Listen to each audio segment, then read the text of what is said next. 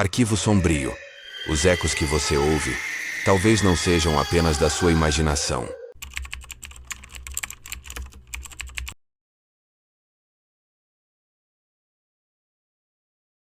Você já olhou uma foto antiga da sua família e teve a sensação de que algo estava faltando? Não apenas uma sensação, uma certeza absoluta de que alguém deveria estar ali, mas simplesmente não está? O caso que você está prestes a conhecer aconteceu em uma cidade do interior de Minas Gerais, onde um homem descobriu que a memória pode ser mais frágil do que imaginamos, ou talvez mais maleável do que gostaríamos de admitir. Este relato chegou ao Arquivo Sombrio através de uma carta manuscrita, trêmula, enviada por alguém que prefere permanecer anônimo. Antes de prosseguirmos, um aviso. Esta narrativa pode despertar em você questionamentos sobre suas próprias lembranças familiares. Marcelo sempre teve uma rotina muito específica quando visitava a casa da mãe. Aos 38 anos, ele mantinha o hábito de ir até lá todo domingo após o almoço. Uma tradição que começou quando se mudou para Belo Horizonte, há quase 15 anos. A casa ficava em Sabará, uma construção de 1952 que pertencia à família há 3 gerações.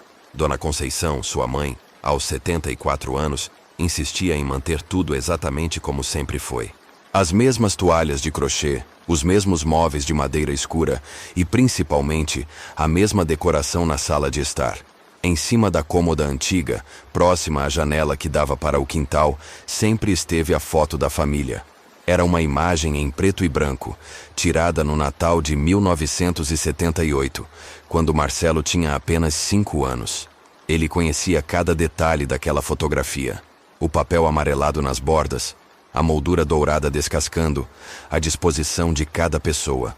Seus pais no centro, ele próprio criança ao lado do pai, sua irmã mais velha, Carla, ao lado da mãe, e os avós paternos completando a composição. Uma família tradicional, unida, capturada em um momento de felicidade genuína. Mas naquele domingo de março, algo estava diferente. Marcelo não conseguia dizer exatamente o que era. Apenas uma sensação incômoda que começou no momento em que entrou na sala. Ele cumprimentou a mãe como sempre, sentou-se na mesma poltrona de sempre, mas seus olhos continuavam voltando para a foto. Havia algo errado. Não era a posição da moldura, nem o reflexo da luz. Era algo mais sutil, mais perturbador. Foi quando sua mãe saiu para preparar o café que ele se levantou e se aproximou da cômoda. Pegou a foto nas mãos e a examinou com cuidado. As pessoas estavam todas lá. Seus pais, ele mesmo, Carla, os avós. Mas havia um espaço vazio que não deveria existir. Entre ele e Carla, um pequeno intervalo que parecia deliberado, como se alguém estivesse posicionado ali e tivesse sido cuidadosamente removido da imagem. Mas isso era impossível. Aquela foto estava intacta, sem sinais de manipulação ou cortes. Marcelo fechou os olhos e tentou lembrar daquele Natal. Ele se lembrava da árvore, dos presentes, do cheiro da rabanada que a avó fazia. Lembrava-se da câmera antiga do avô, do flash que demorava para carregar, de como todos tiveram que ficar parados por longos segundos até ouvir o clique. E lembrava-se de mais alguém que estava ali, entre ele e Carla. Alguém pequeno, da idade dele, talvez um pouco mais novo. Um menino com cabelos escuros e olhos grandes, que sorria de forma tímida para a câmera. O nome veio à sua mente como um sussurro. Rafael, seu irmão mais novo, que tinha 4 anos naquele Natal. Rafael, que gostava de brincar com carrinhos e que sempre o seguia pela casa. Rafael, que... Marcelo balançou a cabeça confuso. Ele não tinha um irmão chamado Rafael. Nunca teve. Sempre foram apenas ele e Carla. Mas a lembrança era tão nítida, tão real, que ele podia quase ouvir a risada do menino ecoando na sala. Quando sua mãe retornou com o café, Marcelo ainda estava com a foto nas mãos, estudando cada milímetro da imagem. Dona Conceição sorriu e disse: "Você sempre gostou dessa foto, filho? Lembra como éramos felizes?" Ele assentiu, mas perguntou casualmente: "Mãe, você não acha que tem algo estranho nessa foto? Como se estivesse faltando alguém?" A expressão de sua mãe mudou por uma fração de segundo. Ela franziu a testa, como se estivesse tentando lembrar de algo importante que havia esquecido. Mas então sorriu novamente e respondeu: Não, filho. Estamos todos aí. Papai, mamãe, você, Carla e os avós. Nossa família sempre foi assim, pequena, mas unida. Marcelo insistiu. Mas esse espaço aqui entre mim e Carla, não parece que alguém deveria estar aí? Dona Conceição olhou para onde ele apontava e balançou a cabeça. Não vejo espaço nenhum, Marcelo. Vocês dois estão lado a lado como sempre estiveram. Ela o olhou com certa preocupação. Você está bem? Talvez precise descansar mais. Esse trabalho em Belo Horizonte está te estressando. Naquela noite, Marcelo não conseguiu dormir. A imagem do menino continuava vívida em sua mente. Rafael. Ele até conseguia lembrar da voz do garoto, aguda e doce, chamando-o de Mano. Lembrava-se de ensiná-lo a andar de bicicleta no quintal, de como ele sempre queria usar as mesmas roupas que Marcelo usava. Como era possível lembrar tão claramente de alguém que nunca existiu? Na segunda-feira, ele ligou para Carla, que morava em São Paulo. Depois dos cumprimentos usuais, ele tentou abordar o assunto delicadamente. Carla, você se lembra daquele Natal de 78? Quando tiramos aquela foto na sala da mamãe? Ela riu. Claro, eu tinha 12 anos. Por que pergunta? Marcelo respirou fundo. Você não se lembra de mais ninguém na foto? Além de nós, dos nossos pais e dos vovôs? Houve um silêncio do outro lado da linha. Então Carla respondeu. Marcelo, que pergunta estranha. Sempre fomos só nós dois. Você sabe disso. Mas havia algo na voz dela. Uma hesitação quase imperceptível que não passou despercebida. Você está bem, mano? Aconteceu alguma coisa? Marcelo desligou o telefone ainda mais perturbado. Carla também tinha hesitado, mesmo que por um segundo. Como se ela também sentisse que algo estava faltando, mas não conseguisse identificar o quê. Ele passou o resto da semana obcecado com a foto, voltando à casa da mãe todas as tardes depois do trabalho, sempre com a esperança de que Rafael aparecesse magicamente na imagem. Mas a foto permanecia igual. 5 pessoas onde deveria haver 6. E você? Já teve a sensação de que suas próprias lembranças de família podem estar incompletas? Marcelo decidiu que precisava de provas. Se Rafael havia existido, deveria haver registros, documentos, algo que comprovasse sua existência. Começou pelo óbvio. Os álbuns de fotos da família. Passou horas na casa da mãe, examinando cada imagem dos anos 70 e 80. Havia centenas de fotos. Aniversários, natais, viagens, momentos cotidianos. E em todas elas, a mesma coisa. Apenas ele e Carla como filhos. Mas havia algo perturbador nos álbuns. Espaços vazios onde fotos haviam sido removidas. Pequenos triângulos de papel colados nos cantos, indicando que imagens haviam sido arrancadas. Quando perguntou à mãe sobre isso, ela respondeu vagamente. Algumas fotos ficaram ruins, estavam borradas ou cortadas. Resolvi tirar para não estragar o álbum. Mas Marcelo contou. Eram 17 fotos missing nos álbuns da família. 17 momentos que haviam sido deliberadamente apagados. Decidi ir mais fundo. Procurou certidões de nascimento na casa da mãe. Documentos antigos. Qualquer coisa que pudesse mencionar Rafael. Encontrou sua própria certidão. E a de Carla. Mas nada mais. Até que, no fundo de uma gaveta antiga do escritório do pai, encontrou algo intrigante. Uma caderneta de vacinação infantil. Estava escrito Rafael Augusto Santos na capa, com a data de nascimento. 15 de abril de 1974. Marcelo sentiu o coração acelerar. Ali estava a prova que procurava. Rafael havia existido. Tinha um nome completo, uma data de nascimento, registros médicos. Mas quando abriu a caderneta, todas as páginas estavam em branco. Completamente em branco, como se nunca tivesse sido usada.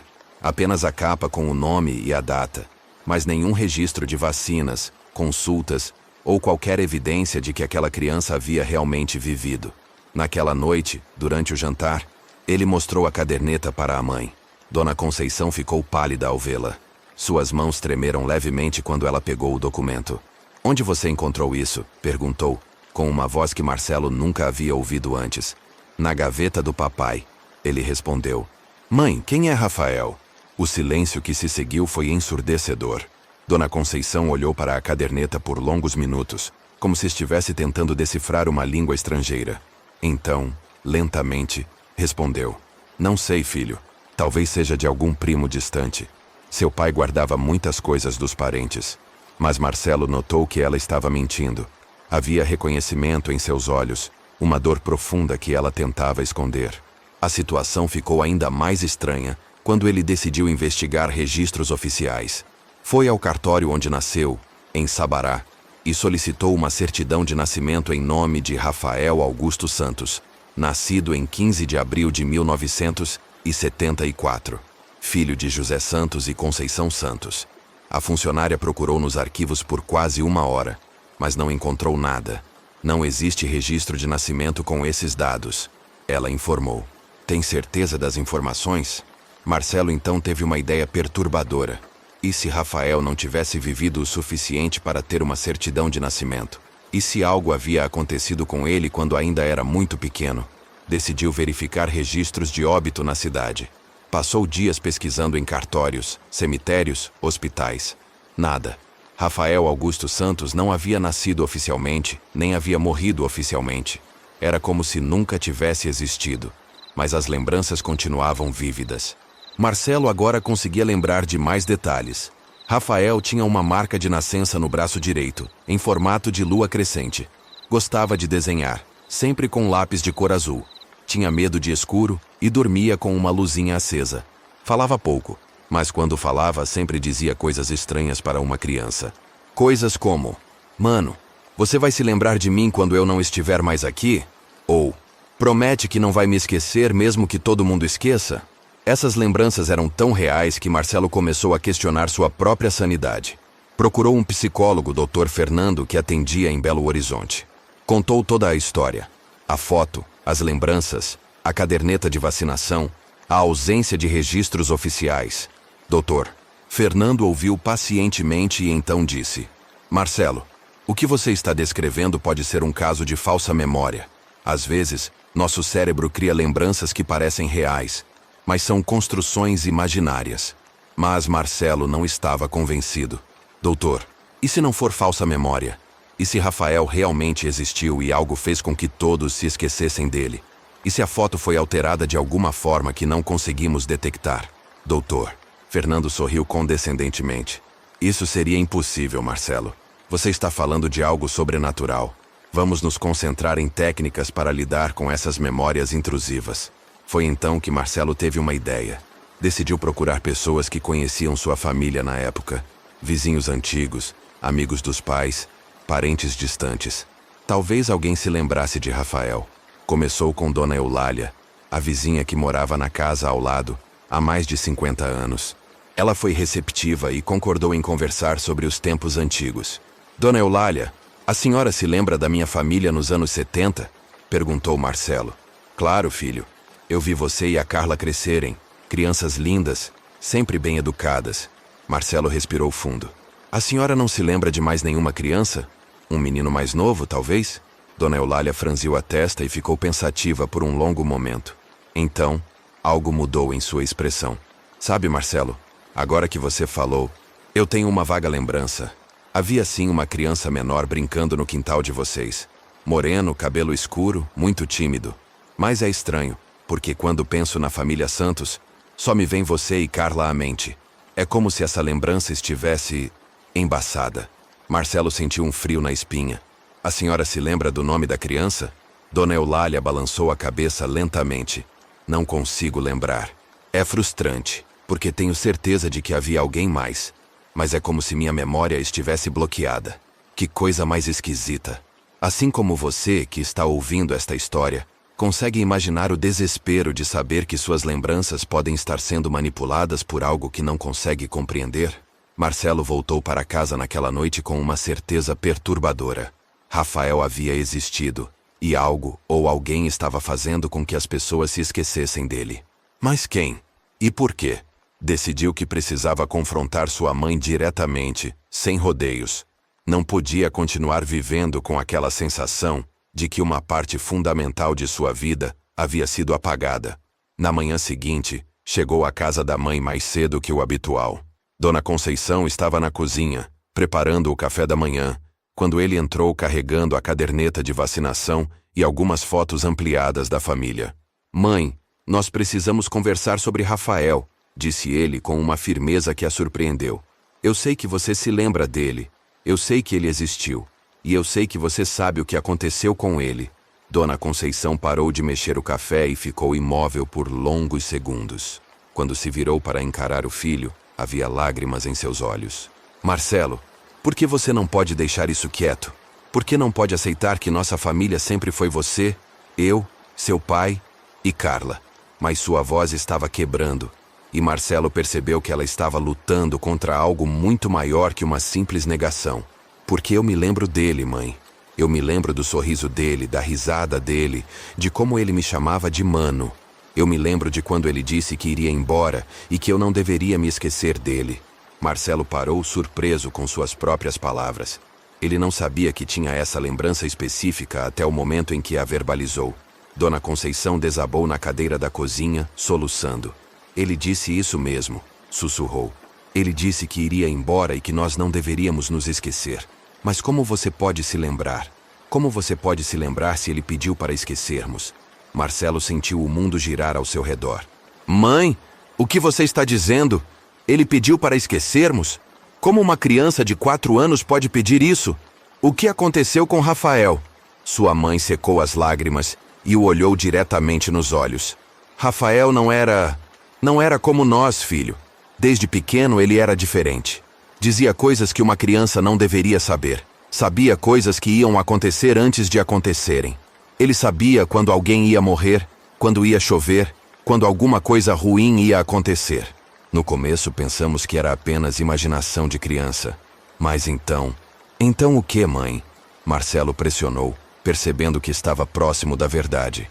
Então ele começou a dizer que não pertencia aqui, que havia nascido no lugar errado, na família errada. Dizia que tinha uma missão a cumprir, mas que não conseguia lembrar qual era. Ele passou a ter sonhos terríveis, gritava durante a noite, falava com pessoas que não estavam lá. Seu pai queria levá-lo a um médico, mas Rafael disse que nenhum médico poderia ajudá-lo. Dona Conceição parou de falar e olhou para as próprias mãos.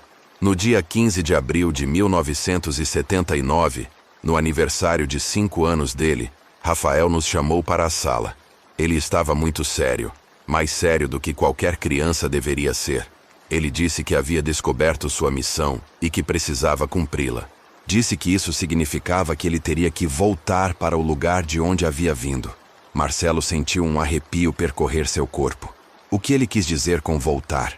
Ele disse que havia pessoas como ele, que nasciam nas famílias erradas por engano, que havia uma espécie de correção que precisava ser feita. Ele disse que quando essa correção acontecesse, seria como se ele nunca tivesse existido. Todas as lembranças sobre ele seriam apagadas, todas as fotos, todos os registros. Ele disse que isso era necessário para que o equilíbrio fosse restaurado. Marcelo balançou a cabeça incrédulo. Mãe, você está dizendo que meu irmão mais novo, aos 5 anos, falou sobre equilíbrio cósmico e correções temporais? Isso é impossível. Impossível ou não, foi o que aconteceu. Dona Conceição respondeu com uma voz cansada. Ele nos abraçou, disse que nos amava e que sentia muito por ter causado desequilíbrio em nossas vidas. Então ele subiu para o quarto dele e simplesmente desapareceu. Não saiu pela porta, não saiu pela janela. Simplesmente não estava mais lá. E aí vocês se esqueceram dele? Não imediatamente. Procuramos por ele desesperadamente por semanas. Chamamos a polícia, contratamos detetives particulares. Mas gradualmente, nossas lembranças começaram a ficar confusas. Primeiro, não conseguíamos lembrar do rosto dele. Depois, não conseguíamos lembrar da voz. As fotos começaram a parecer estranhas, como se estivessem faltando algo, mas não conseguíamos dizer o quê. Até que um dia, simplesmente não conseguíamos mais lembrar que ele havia existido. Marcelo olhou para a foto da família na mão. Mas eu ainda me lembro, mãe. Por que eu ainda me lembro? Dona Conceição sorriu tristemente. Porque ele disse que você era especial, que você tinha uma proteção que os outros não tinham. Ele disse que você seria o único que conseguiria lembrar, mesmo depois da correção. Ele disse que você seria a prova de que ele havia existido, mesmo que apenas para você. Naquele momento, Marcelo sentiu uma presença familiar na sala. Uma sensação de que alguém estava observando, com carinho e nostalgia. Ele olhou ao redor, mas não viu nada. Então, quase como um sussurro no vento, ele ouviu uma voz que reconheceu imediatamente. Obrigado por lembrar, mano. Obrigado por não me esquecer. Ele se virou rapidamente, mas não havia ninguém lá. Apenas sua mãe, que também havia ouvido e sorria através das lágrimas. Ele ainda está por perto, ela murmurou. Ele sempre esteve. Só que agora, do jeito que deveria ser. Marcelo saiu da casa da mãe naquela tarde com mais perguntas do que respostas. Será que Rafael realmente havia sido uma anomalia temporal? Uma alma que nasceu na família errada e precisou ser corrigida? Ou será que toda aquela história era uma elaborada construção mental para lidar com uma perda traumática? Ele nunca encontrou uma resposta definitiva. Mas a foto da família continuou incompleta, com aquele espaço vazio que só ele conseguia ver. E às vezes, quando o vento batia nas árvores do quintal da mãe, ele ainda podia ouvir uma risada infantil e uma voz doce sussurrando: Mano, a verdade sobre Rafael permanece um mistério. Assim como tantas outras verdades que preferimos esquecer, que talvez seja melhor esquecer. Mas algumas memórias são mais fortes que qualquer correção, mais persistentes que qualquer apagamento. E talvez, apenas talvez, existam pessoas como Rafael entre nós, corrigindo erros que não conseguimos compreender, restaurando equilíbrios que não sabemos que foram quebrados. Se você tem lembranças de alguém que parece ter desaparecido da vida de todos, menos da sua, se você olha para fotos antigas e sente que alguém está faltando, se você às vezes ouve vozes familiares em casas vazias, talvez você também seja especial. Talvez você também tenha essa proteção que permite lembrar daqueles que não deveriam ser esquecidos. O resto está no arquivo.